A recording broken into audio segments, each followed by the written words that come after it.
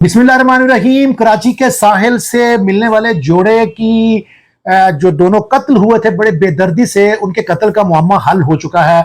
उसका लड़की का भाई ही उसका कत्ल निकला है। उसने बड़े सनसनीखेज इंकशाफात किए हैं। ये सारी कहानी क्या है हमने आपको बतानी है और ये बताना है ये कत्ल की प्लानिंग कब हुई, कैसे हुई, इसमें कौन कौन शामिल था, इसका इकबाल जुर्म कैसे हुआ और मारने वाले कौन थे और किसकी मुखबरी पर जोड़े को ट्रेस किया गया। आप हमारे साथ ही रहिएगा। नाज़रीन, 15 जुलाई को एक मुकदमा दर्ज होता है गुजरांवाला के थाना तत्ले आली में, जहां पर वकास नामी नौजवान ये बताता है कि उसकी बहन जिसकी उम्र 17 साल है, उसका नाम सना है, वो घर से उसको अगवा कर लिया गया है और उसमें मुलजमान है साजिद मसीह और उसका एक दोस्त एहतशाम और दो नामालूम लोग उसको कैरी डब्बे में डालकर अवान चौक की तरफ चले गए हैं। ये मुकदमा दर्ज होने के बाद पुलिस तफ्तीश शुरू कर देती है, लेकिन 28 जुलाई को यह खबर सामने आती है कि एक कराची के साहिल, जिस इलाके का नाम है चाइना पोर्ट क्लिफ्टन, वहां पर साहिल समुंदर पर एक जोड़े की लाश मिलती है जिनकी बाद में शनाख्त साजिद और सना के नाम से होती है और पता यह चलता है कि इनका ताल्लुक गुजरांवाला है। गुजरांवाला की पुलिस को उसकी इतला दी जाती है।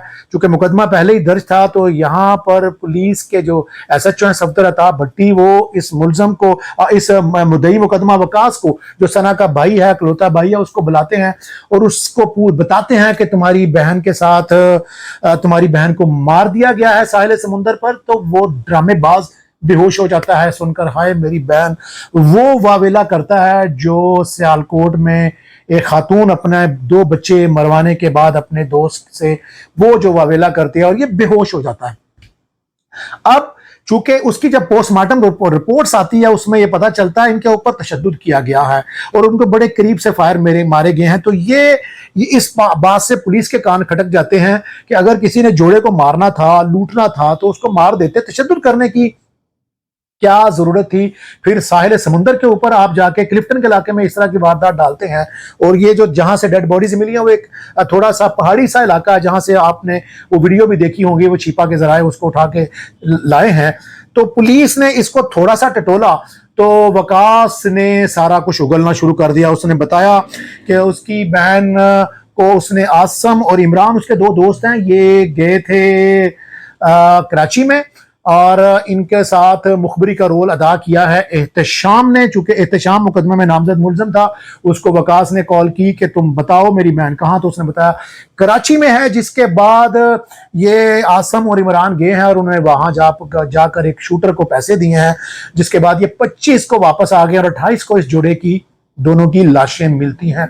वकास के बयान के बाद गुजरांवाला तत्ले आली पुलिस ने बड़ी अच्छी परफॉर्मेंस दिखाते हुए आसिम इमरान को और इनके एक और दोस्त को भी गिरफ्तार कर लिया है। अब इसके अंदर 2 कहानियां सामने आई हैं, एक वकास का इंकशाफ है और दूसरा मुलजमान आसिम इमरान का इंकशाफ है। इनसे पूछा गया है कि तुम्हें कैसे पता चला कि सना और साजिद इस वक्त कराची में है।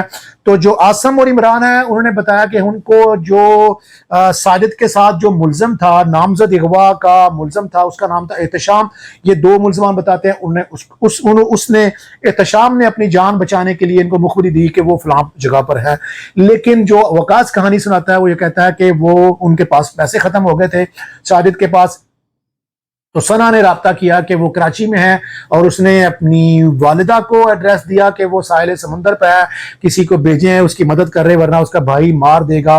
तो माँ ने बेटे को मुखबरी की। चूंकि ये बुढ़ा गुराया गांव है और गांव के कल्चर के अंदर आप इस तरह की जब वारदात कर लेते हैं तो फिर वो इलाके के लोग, शहरी इलाका भी हो तो आपको जीना मुश्किल हो जाता है, लेकिन गाँव के कल्चर के अंदर जब आप चौधरी हों, डेरेदार हों, बड़े घर वाले हों, फिर आपके साथ इस तरह का वाकया पेश आ जाए तो फिर वो संभलना बड़ा मुश्किल है। तो वकास ने बताया कि उसकी वालिदा को जब पता चला तो उसने बताया है, तो फिर उसके बाद उसने शूटर को भेजकर उन दोनों को मरवाया है। ये चारों मुलजमान गिरफ्तार हैं। मुकदमा अगवा का था और अब चूंकि ये कराची में मुकदमा दर्ज हुआ है क्लिफ्टन के इलाका में, वहां पर इसकी स्टेट खुद मुद्दई है।